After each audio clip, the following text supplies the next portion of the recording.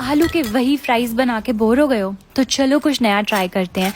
Let's make these crunchy accordions, crispy, चटपटा and दिखने में एकदम जबरदस्त। Take some potatoes and peel them. अब एक साइड पे थिन स्लिट्स लगाओ, मेक श्योर नीचे तक कट ना हो। दूसरी साइड पे डायगोनली स्लिट्स लगाने हैं and just like that our accordion pattern is ready. For the batter take some cornflour, maida, chilli flakes, red chilli powder, coriander powder, salt, amchur and water. Mix it well and dip our accordions in the batter. Fry them until crisp. You can even air fry or bake them in the oven. Serve it with garlic mayo या फिर ketchup and enjoy.